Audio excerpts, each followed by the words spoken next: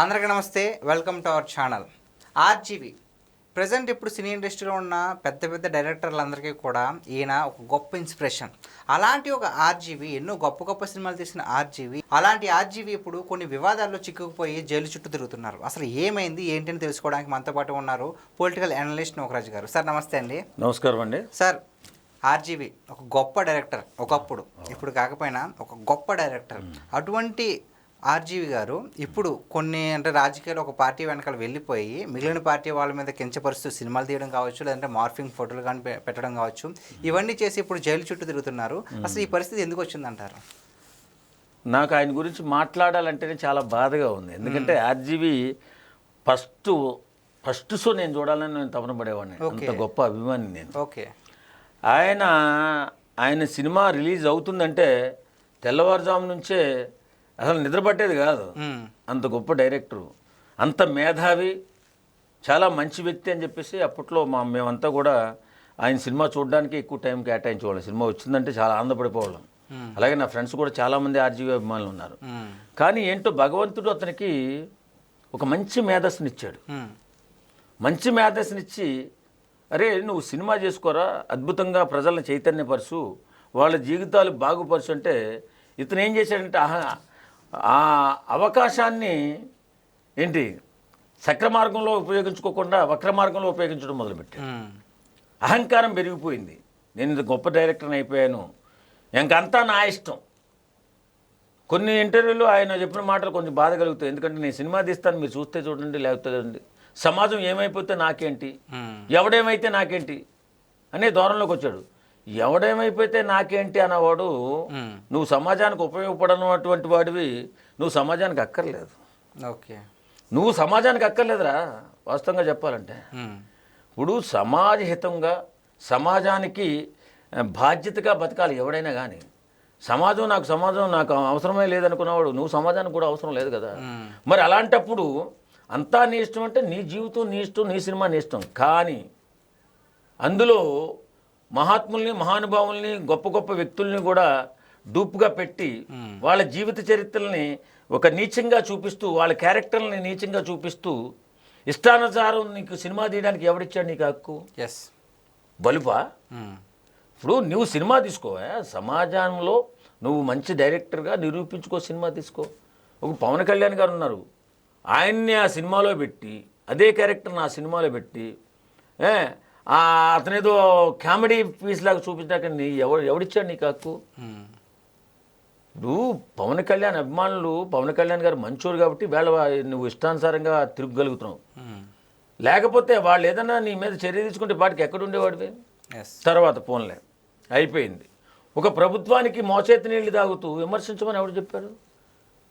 ఫోటోలు మార్పింగ్ చేసి ఇష్టానుసారం పెట్టి, అక్కడ వాళ్ళ ఇంట్ల దగ్గర, వాళ్ళ మాజీ సీఎం ఇంటి దగ్గర ఫోటోలు పెట్టి చెప్పులతో కొట్టించి, వీళ్ళు దుర్మార్గులు, వీళ్ళు నీచులు, పచ్చ సైకోలు అని చెప్పడానికి నీకు ఎవడిచ్చాడు అధికారం? ఓకే. అంటే నిన్ను చెప్పు తెగిందాకా కొట్టలేదు కాబట్టి నీవు ఇష్టానుసారం మాట్లాడావు.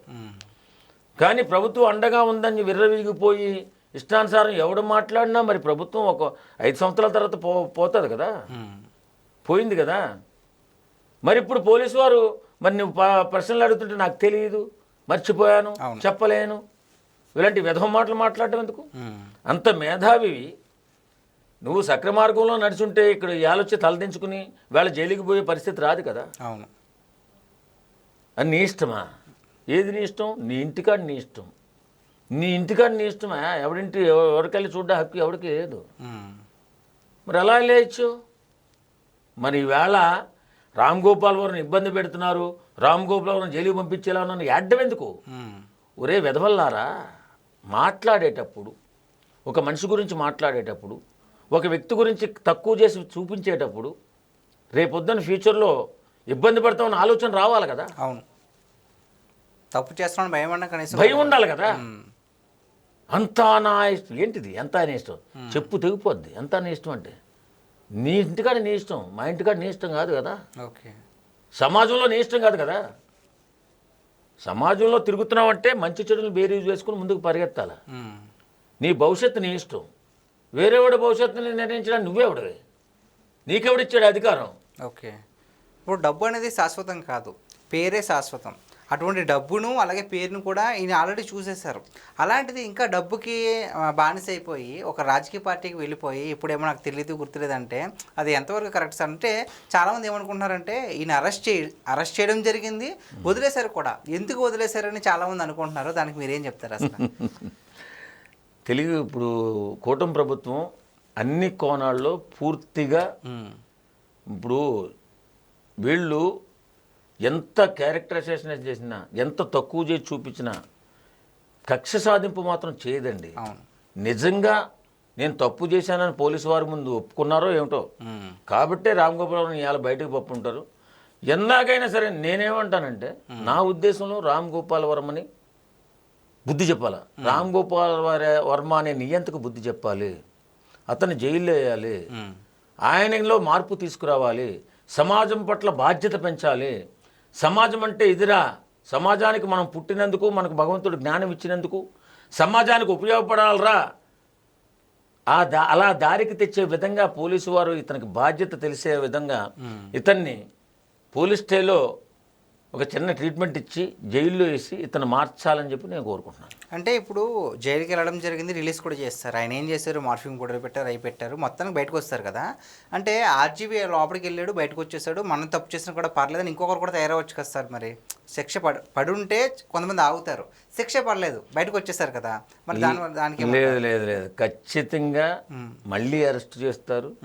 ఎందుకంటే వైఎస్ఆర్సీపీ పార్టీ నుంచి 2 కోట్ల రూపాయలు బ్యాంక్ అకౌంట్కి వెళ్ళింది. ఓకే, ఎలా వెళ్ళింది, ఎందుకు వెళ్ళింది, ఏం చేసావు, ఇవన్నీ అడుగుతారు కదా. అడిగితే మనీ లాండరింగ్లో దొరికిపోతాడు. ఓకే, ఎవడైతే పంపించాడు వాడు దొరికిపోతాడు, వీడు దొరికిపోతాడు. ఖచ్చితంగా ఇద్దరికి కలిపి ఒకేసారి పడుతుంది శిక్ష.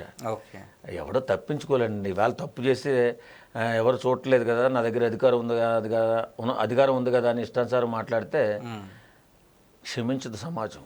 ఓకే, సమాజానికి హితంగా బతికేవాడు, సమాజానికి లోబడి బతికేవాడికి మాత్రమే రోజులు ఉంటాయి. అది గుర్తుపెట్టుకోవాలి ఎవడైనా కానీ, రాజకీయ నాయకుడైనా, సినీ సెలబ్రిటీ అయినా. Okay, thank you sir. Thank you very much.